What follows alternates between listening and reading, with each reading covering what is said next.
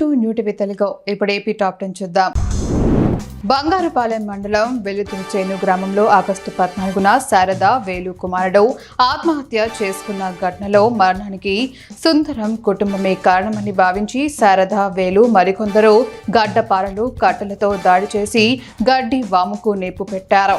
ఈ సంఘటనపై బంగారుపాలెం పోలీసులు కేసు నమోదు చేసి దర్యాప్తు చేపట్టారు.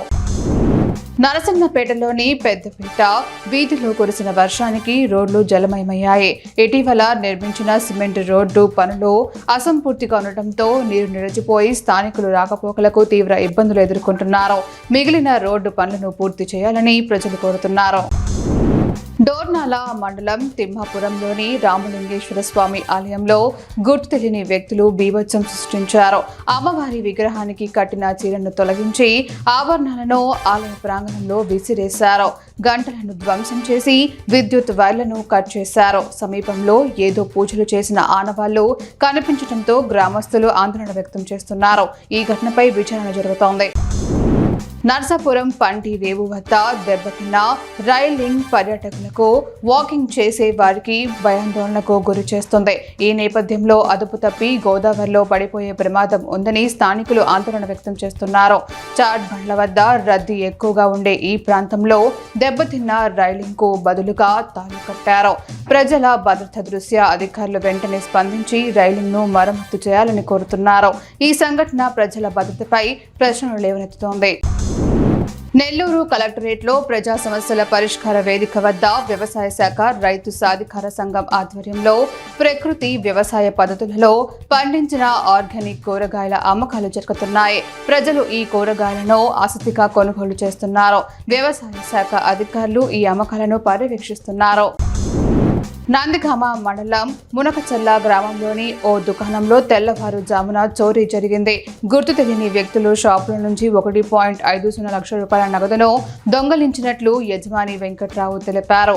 బాధితుడి ఫిర్యాదు మేరకు ఘటనా స్థలానికి చేరుకున్న పోలీసులు కేసు నమోదు చేసి దర్యాప్తు ప్రారంభించారు. ఈ సంఘటనతో గ్రామంలో కలకలం రేగింది.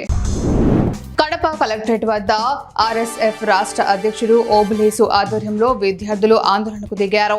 పెండింగ్ లో ఉన్న 6,400 రూపాయల కోట్ల స్కాలర్షిప్ ఫీజు రియంబర్స్మెంట్ వెంటనే విడుదల చేయాలని వారు డిమాండ్ చేశారు. విద్యార్థులపై భారంగా మారిన జీవో నెంబర్ 77ను రద్దు చేసి పీజీ చదివే విద్యార్థులకి ఫీజు రియంబర్స్మెంట్ వర్తింపజేయాలని కోరారు. రాజా మండలం పెనుభక్క రైతు సేవా కేంద్రానికి 225 బస్తాల యూరియా రావడంతో పెద్ద సంఖ్యలో రైతులు తరలివచ్చారు. యూరియా పంపిణీ వ్యవసాయ అధికారులకు సమస్యగా మారడంతో పోలీసులకు సమాచారం అందించారు. పోలీసులు చేరుకొని రైతులతో మాట్లాడి టోకెన్ల ప్రకారం 1B ఆధార్ కార్డు ఆధారంగా ఒకరికి 1 బస్తా చొప్పున యూరియా పంపిణీ చేస్తున్నారు.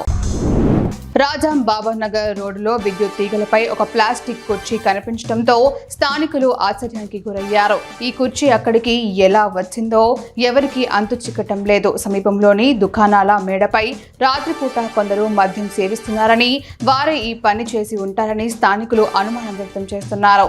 ఈ సంఘటన స్థానికంగా చర్చనీయాంశమైంది.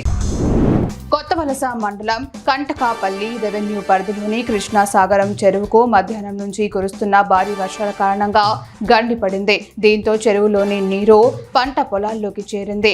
సీతాబంద చెరువు నిండిపోవడంతో ఓవర్ఫ్లో అయి ఈ పరిస్థితి ఏర్పడింది. రైతులు వెంటనే ఫ్లో రక్షణ చర్యలు చేపట్టాలని కోరుతున్నారు.